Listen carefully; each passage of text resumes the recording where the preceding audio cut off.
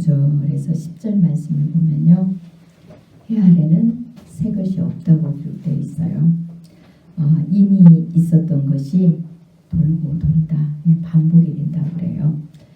그래서 우리가 물론 새 생명은 새로 태어나죠. 그러나 이 땅의 모든 역사도 그렇고 또 우주 만물이 주님께서 창조하신 그대로 있고요. 또 우리의 생활 문화 같은 것도 그 있는 것 속에서 발전해 나가는 거죠. 많이 발전해 나가고 역사도 계속 그 모든 정치의 그런 이렇게 내용들을 보면은 예전에 그 했던 것들을 답습하면서 돌고 돌더라고요. 그리고 세상에 일어나는 많은 일들도 돌고 돌아요. 그래서 전도자는 해 아래 새 것이 없나니 다 이미 있었던 것이 반복되는 것이다. 이렇게 기록하고 있습니다. 그런데 오늘 본문에서는 17절에 뭐라고 말씀합니까? 그리스도 안에 있으면 누구든지 새로운 피조물이라. 이전 것은 지나갔으니 보라 새 것이 되었도다. 이렇게 말씀합니다. 어떤 사람은 이 새 것이 되었다고 하니까 전혀 지난 날을 생각하지도 말고 회개할 필요도 더 없고 이렇다고 생각을 해요. 여러분들의 제 습관을 완전히 끊고 또 좁은 문을 통과하기 전까지는요. 지난 날에 그 회개했던 죄도 다시 깊게 회개할 수 있어요. 이게 계속 주님께서 그렇게 하게 하세요. 그리고 우리는 그런 죄를 용서함 받고도 다른 사람을 용서하지 못할 때 또한 우리 죄가 자꾸 생각이 나서 또 회개시켜요. 이거는 제 말이 아니라 성경적이에요. 주님께서 제자들에게 주기도문을 가리키면서 그런 말씀을 하시, 그 뒤에 내용을 보면 그런 말씀이 있죠. 너희가 다른 사람들을 용서하지 못하면 너희 죄도 용서하지 못한다고. 그리고 이제 그 1만 달란트 빚진 자 비유를 할 때도 그 말씀이 나오잖아요. 너희가 한 달란 아무튼 조금 빚진 자의 죄를 탕감해주지 못함으로 인해서 그 1만 달란트 빚진 자 탕감받았던 게 다시 다 도로 살아나가지고 옥에 갇히는 이런 사건이 일어나잖아요. 그게 우리에게 주는 교훈이에요. 우리가 용서를 하나님 앞에 받았는데 우리는 용서하지 못할 때 우리의 죄가 그대로 다시 살아나요. 그래서 그 지난날에 회개했는데도 자꾸 생각나죠. 그러면 여러분들이 이제 돌아보셔야 돼. 우리의 삶이 그 회개의 열매를 맺히지 못하고 있지는 않는지, 아니면 하나님께서 우리에게 다른 사람들을 더 많이 사랑하라고 우리의 지난 날을 기억하게 하는 건 아닌지 여러분들이 돌아보시고 다시 하나님 앞에 또 회개하면서 우리의 삶을 이렇게 바꿔가는 이런 삶을 사시면 돼요. 그런데 많은 사람들이 그것을 모르다 보니까 아직 이제 우리가 삶이 온전한 것도 아니고 하나님 말씀 안에 아름다운 열매 맺히는 것도 아니고 살다 보면 이것저것 많은 사람들의 삶 속에 부딪히기도 하잖아요. 그런데 그것에 이렇게 괴로워하고 이렇게 가다가 복음에 온전히 순종하는 믿음이 없다 보니까 불안해하는 거예요. 그리고 내가 왜 이러는지 잘 모르는 거예요. 그러면 이제 누군가에게 묻겠죠. 물으면은 뭐라고 하느냐면 이 말씀을 이야기하는 거예요. 보통 이제 이렇게 교육자들이나 또 주위에 또 나름대로 잘 신앙생활을 한다고 하는 사람들이 이야기를 하면서 보라 새 것이 되었다고 했지 않느냐. 그리스도 안에 있으면 새 것이 되었다고 했는데 왜 한 번 회개했으면 끝나지? 왜 지난 날을 자꾸 돌이키고 그렇게 하느냐. 물론 자책하는 것은 우리가 그렇게 권면할 수 있어요. 계속 자책하고만 있으면. 그런데 자책이 아니라 하나님 앞에 용서해 줄 것을 믿고 회개하라고 하는 거예요. 그렇게 권면해야지 용서 주 안에 있으면 주님 이름 부르면 용서 다 받았으니까 회개할 필요 없어. 이전 것은 지나갔다고 그랬잖아. 우리는 새 것이야. 그러니 우리는 이제는 기쁘게 즐겁게만 살면 돼. 이렇게 가르칠 수 있어요. 그런데 만약에 여러분들이 그렇게 받으면요. 정말 큰 오해입니다. 제가 아시는 목사님 중에도 천로역정 공부를 같이 한 적이 있어요. 그런데 그분이 천로역정 공부를 하면서 그런 고백을 하더라고요. 본인이 신앙생활을 하면서 하나님 은혜를 받고 이렇게 잘 갔대요. 은혜 안에서. 그런데 어느 날부터 하나님이 안 보이기 시작하고 자기 길을 모르는 그런 이제 여러 가지 일들을 접하는 거예요. 그것이 이제 목회를 하고 개척을 해서도 회복이 안 된 거예요. 그래서 이제 철로역정을 같이 공부를 하면서 자기가 이제 깨달은 거예요. 아, 내가 근본적인 그 좁은 길에서 좁은 문을 통과해야 되는데, 그리고 하나님의 약속의 말씀, 그 복음에 복종하지 못하고 온전히 복종이 안 된 상태였는데, 자기가 항상 이제 회개하고 또 회개하고 계속 반복해서 하니까 어느 같은 뭐 교육자분이 이야기를 했겠죠. 어느 지도자가 이 말씀을 주면서 그러지 말라고. 우리는 한번 주님 앞에 구원받으면 영원히 구원이니까, 이제 그 구원은 참 그래 하는데, 우리가 한번 용서받으면 영원 용서받은 거기 때문에 자꾸 반복해서 얘기할 필요 없다고 이렇게 가르치더래요. 그래서 그 말이 자기가 진짜인 줄 알고 받아들이고 그때부터 자기는 회개를 놓치기 시작한 거예요. 그러면서 그 고백을 해요. 자기가 믿음을 놓친 게 그때부터였다고. 그러면서 이제 가슴을 치더라고요. 내가 그때 그 말을 바로 알아듣지 못하고 잘못 인도를 받음으로 자기가 지금 이렇게 힘들고 어려운 영적 상태에 왔고 자기 가족들조차도 힘든 상태로 왔다고, 그러면서 그런 고백을 해요.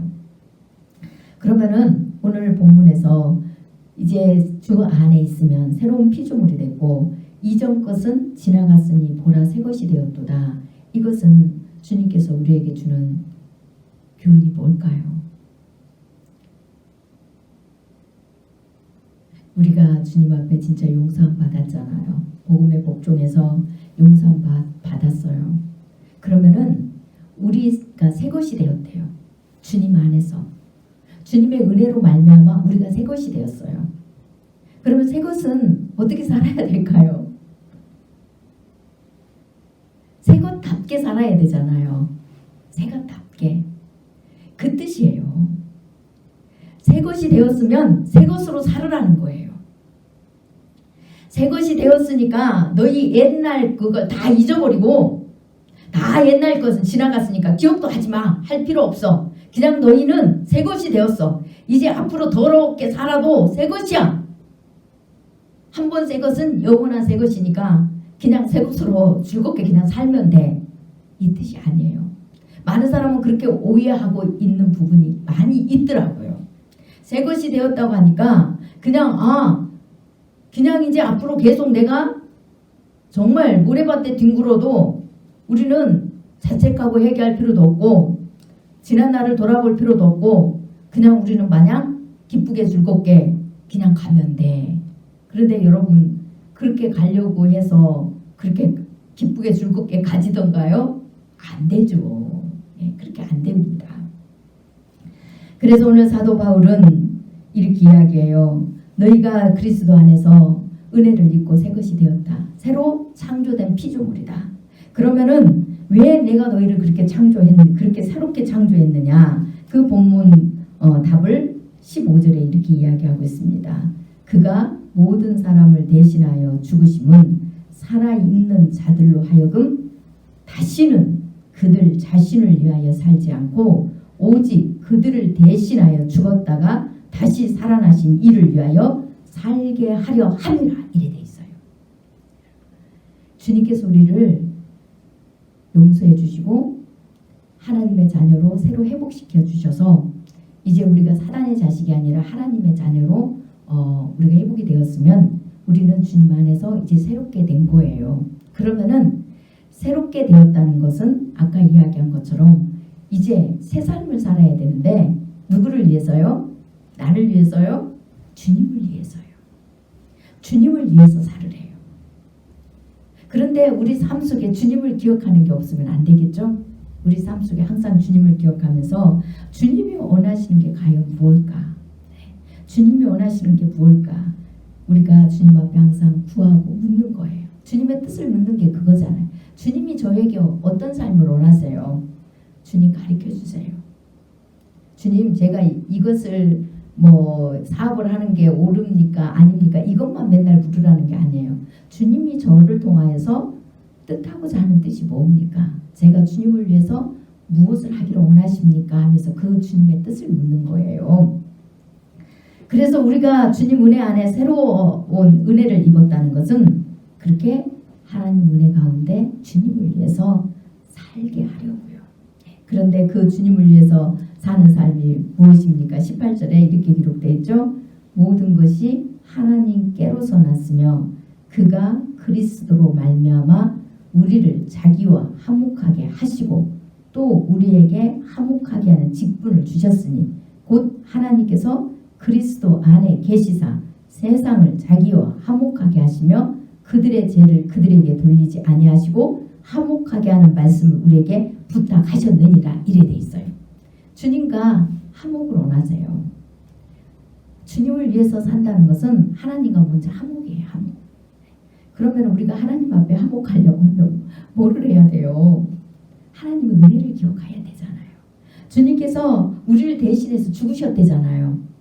우리를 대신해서 죽으셨으면 그러면 이제 주님을 위해서 산다는 것은 뭐에 하나님과 화목이라고 그랬잖아요. 하나님과 화목하려고 하면 뭘 기억해야 된다고요? 주님의 은혜를 기억해야 돼요. 우리 죄를 위해서 죽으신 그 십자가의 사랑, 그 은혜를 기억해야 된다는 거예요. 그 은혜를 기억할 때 비로소 우리는 그 사랑을 알기 때문에 주님이 원하시는 대로 새로운 피조물답게 살아간다는 겁니다.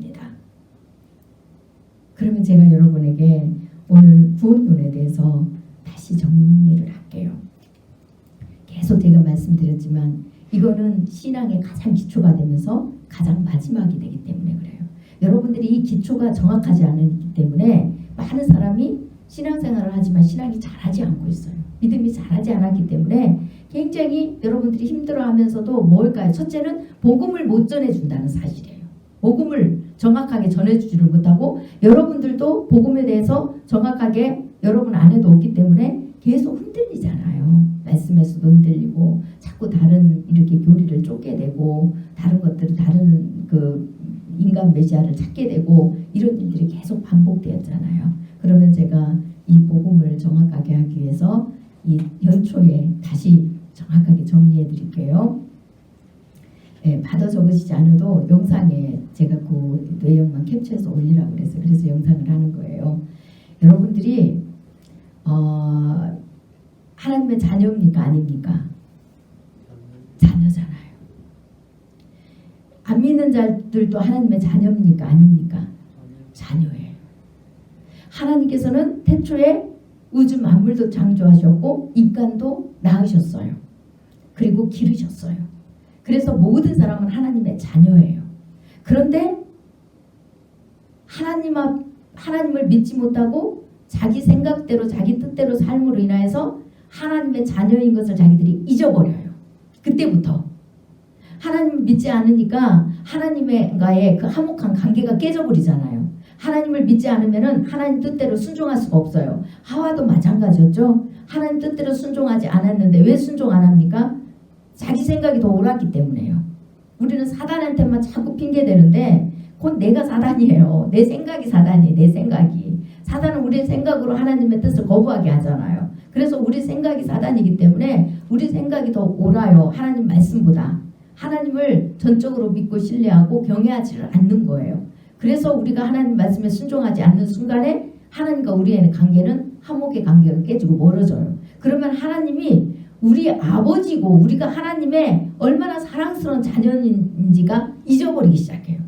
그러니 두려움이 들어오잖아요. 하나님 관계 속에서 두렵고 무섭기만 하니까 아담과 하와가 그 순간부터 어떻게 합니까? 숨잖아요. 무서워서 두려워서 숨었다고 그래요. 마찬가지입니다. 우리가 순종하지 않으면 하나님과의 화목의 관계가 깨지기 때문에 하나님의 아버지라는 사실, 내 진짜 부모라는 사실을 잊어버리게 돼요. 그래서 아버지가 마치 주인과 종의 관계처럼 그냥 엄하고 무섭고 내가 잘못하면 무조건 벌만 주는 형벌에 처하는 이런 무서운 관계로 이게 전락해버려요. 그러니 사람들이 죄를 가지고 하나님 앞에 자꾸 나오려고 하지를 않습니다. 어떻게든지 그 죄를 숨기고 피해보려고 그래요. 그러니까 하나님 낯을 피해보려고 하는 거죠. 그러면 이 사람들은 주님이 나의 아버지라는 사실을 모르고 살아가잖아요. 그런데 주님께서 어떻게 하셨습니까?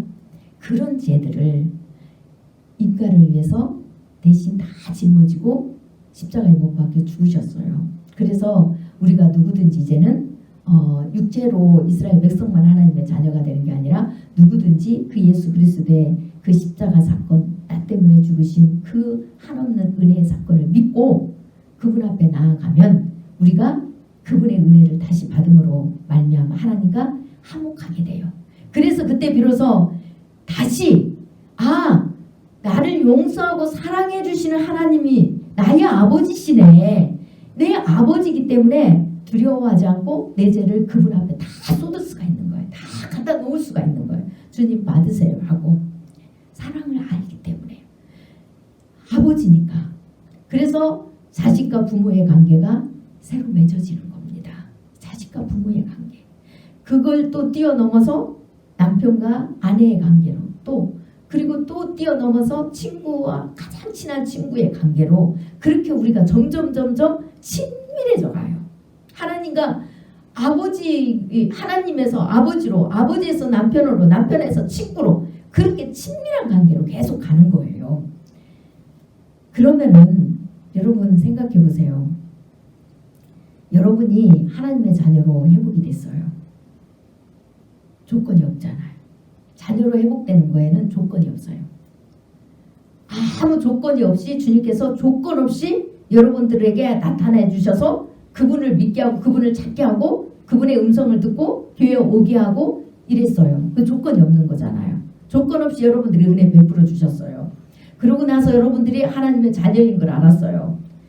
그러면 여러분이 삶이 어떻게 왜 살아야 됩니까? 구원 받기 위해서 살아야 됩니까?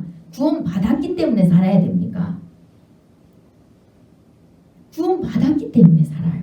다시 말하면 구원이라는 거는 자녀로서의 그 특권이 회복이 됐다는 거잖아요. 하나님의 자녀이기 때문에 살아야 되잖아요. 자녀이기 때문에. 자녀가 되기 위해서 사는 게 아니에요. 자녀이기 때문에 살아야 됩니다. 여러분 자녀이기 때문에 부모 안에 있고 부모 말에 순종을 해야 돼요. 자녀이기 때문에. 여러분들이 대한민국 백성이기 때문에 대한민국 법을 따라가야 되잖아요. 여러분 대한민국 법을 지켜서 대한민국 백성이 됩니까? 아니잖아요. 조건 없이 받아들여줘요. 그 대신 나중에는 대한민국 백성으로 살으라고 조건이 주어집니다. 백성이기 때문에요. 하나님의 자녀이기 때문에 반드시 하나님 앞에 순종하는 것은 당연한 거예요.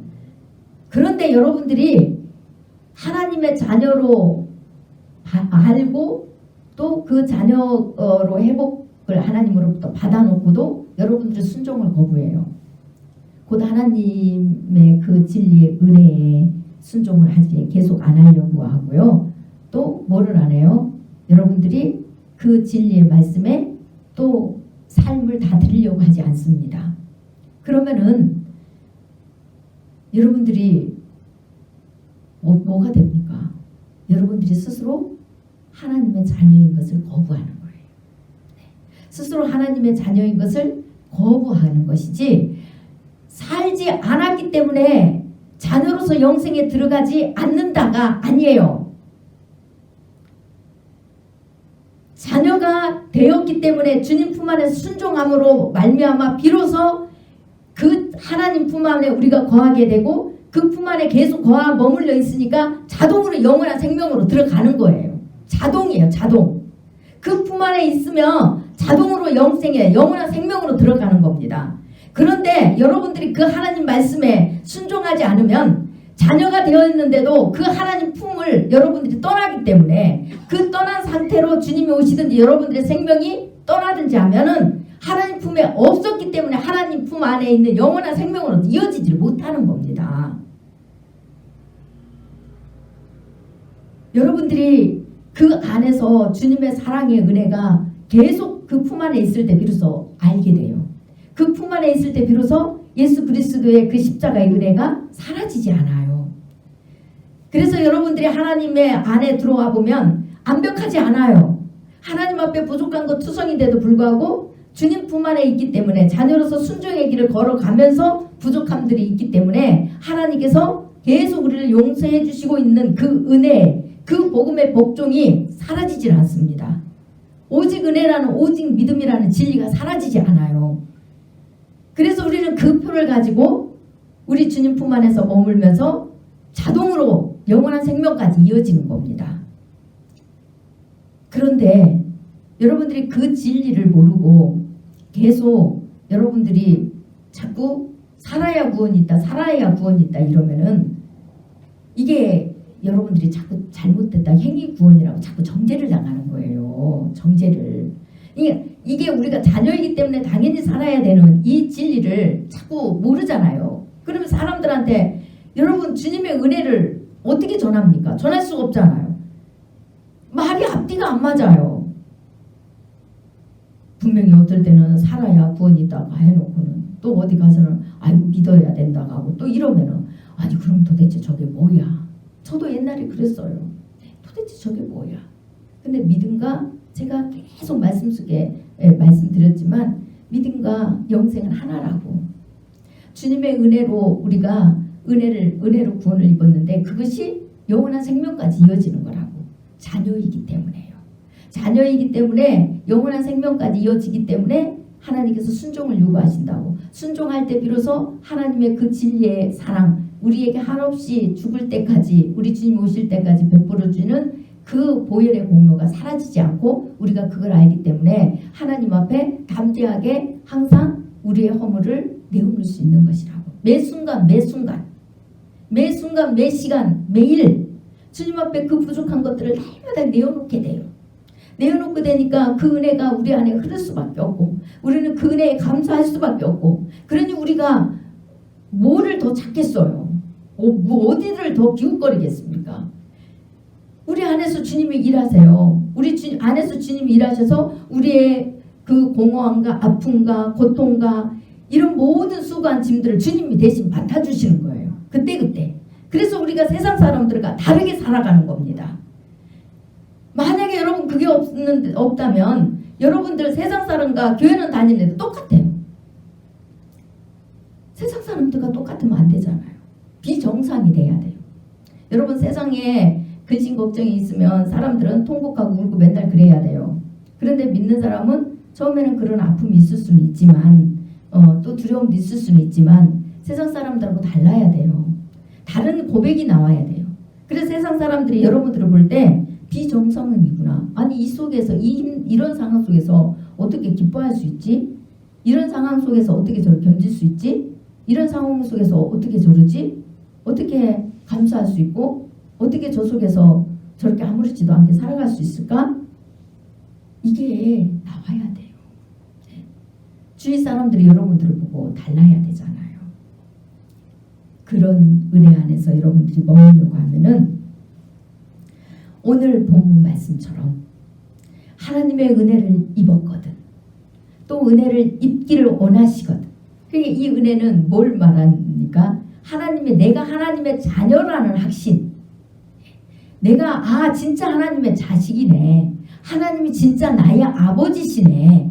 이 확신이 여러분들 안에 있으려고 하면은 이제 주님의 은혜를 받고 은혜를 입기를 원하면 그 자녀가 되는 것을 확실히 느끼기를 원하면 어떻게 살아야 돼요? 계속 내 욕심대로 내 뜻대로 살아야 됩니까? 아니잖아요. 주님의 자녀답게 새로운 사람이 된 사람답게 이제는 여러분 마음대로 생각대로 사는 게 아니라 주님이 원하시는 뜻대로요. 그래서 주를 위해서 여러분에게 이제는 하나님의 자녀로 회복시켜준 그 은혜를 위해서 주님의 뜻대로 살아가는 겁니다. 여러분 뜻대로 아니라. 그러면 2022년도에는 여러분들이 어떻게 해야 됩니까? 가장 여러분들이 해야 될 게 뭘까요? 여러분의 뜻을 내려놓는 거예요. 여러분의 생각, 여러분들이 하고 싶은 그 생각들을 내려놓으세요. 여러분들은 이렇게 살고 싶고 이렇게 가고 싶은 생각들을 내려놓으셔야만 돼요. 그리고 아버지가 말씀하시는 대로 그 말씀에 순종할 수 있는 그 마음, 그 심령으로 가셔야 됩니다. 그러면 2022년도에 여러분들이 나의 하나님이시네. 나의 하나님, 내가 하나님의 이렇게 귀한 자녀구나 할 때 여러분들은 행복할 수 있어요.